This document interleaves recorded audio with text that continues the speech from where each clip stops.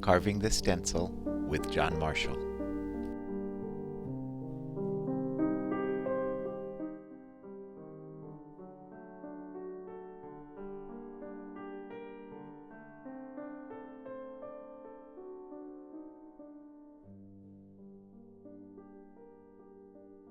I'm going to reposition my test sheet as well as my stencil to test the left side of the carved portion of my imagery. This is to verify the repeat from left to right.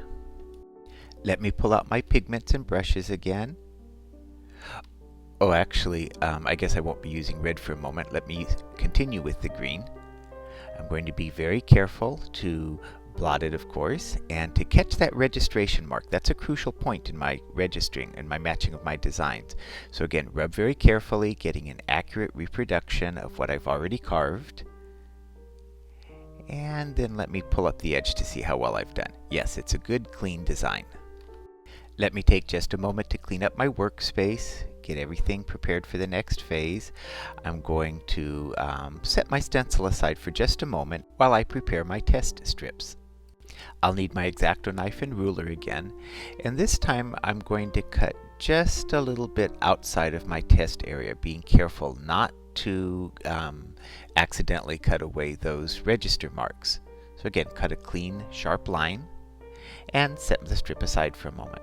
I'm going to do the same thing with what will be the bottom repeat. Line up the stencil carefully, make sure I see the register marks, don't cut them away accidentally, and slice off this strip. Okay, at this point this paper is excess, so we'll just get that out of the way for the moment. I'm ready to bring my stencil back down into my work area. I'm going to now attempt to match up my top and bottom portions of the stencil. So the first thing I'm going to do is locate those green dots and punch those holes with my hole punch. This will help me to make sure that I'm lining up everything just exactly right. So let's see, let's make sure that everything lines up, that I'm not confusing myself by putting it at the wrong end of the stencil, for example. So yes, okay, I can see those registered dots. I'm going to match them up very carefully. I get the whole thing lined up properly, move it up. Okay, now that I'm sure I've got what I want, I can go ahead and lower the test strip down to the bottom section of my stencil, and here again be very careful to match up those register dots precisely. This is crucial. If I don't match them up now, it's going to cause all sorts of problems later on. I need to secure my test strip in position, so I can use a stapler, or Scotch tape would work just as well, but I have to be very careful not to allow it to shift away from those register dots as I do this.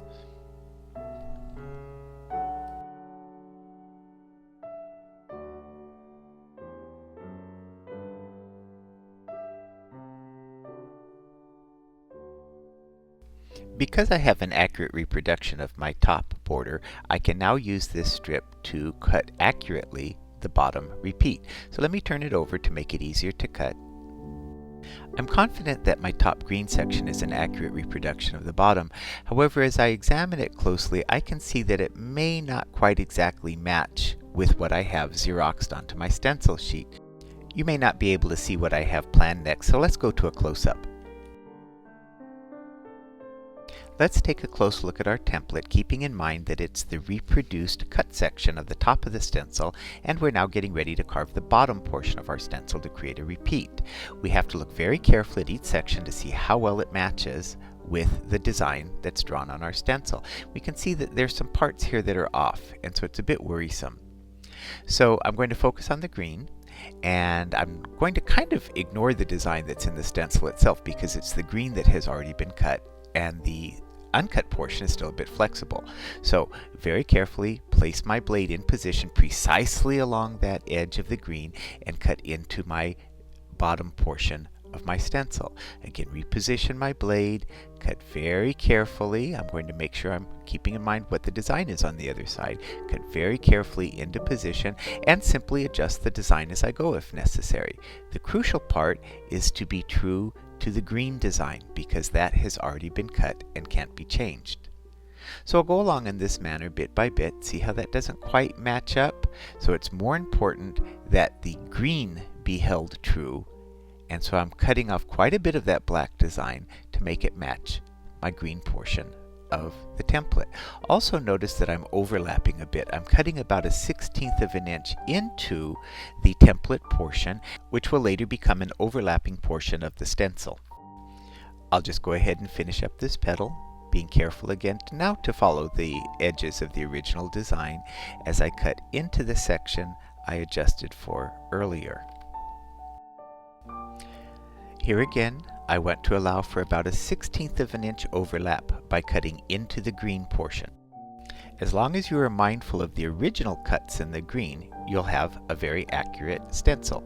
So let's go ahead, continue cutting in just a bit into the green for our overlap, adjusting the design as necessary, and keeping in mind at all times any distortions or areas that don't match up properly in the earlier design. So notice how I've just had to alter this one considerably. It doesn't match up much at all.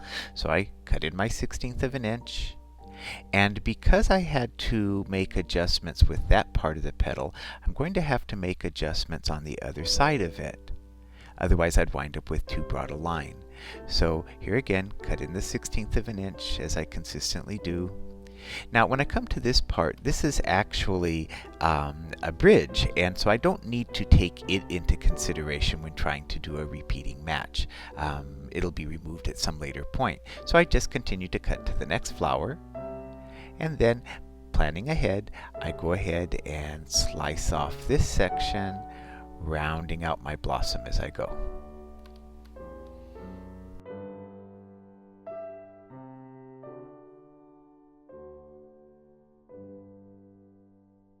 You're going to continue in this manner along the entire bottom section until you finish carving all of your details. Once you've completed that, flip the stencil over and do the same thing for the side repeat. Just as we did for the earlier up and down repeat, we're now going to prepare the sideways repeat by punching the holes, the register marks that were transferred from the opposite carved side. We need to be very careful, as we did before, to match up the register marks precisely so as to get an accurate cut. So here again, take care, take time, go ahead and get it in there just right, and then go ahead and secure it in position.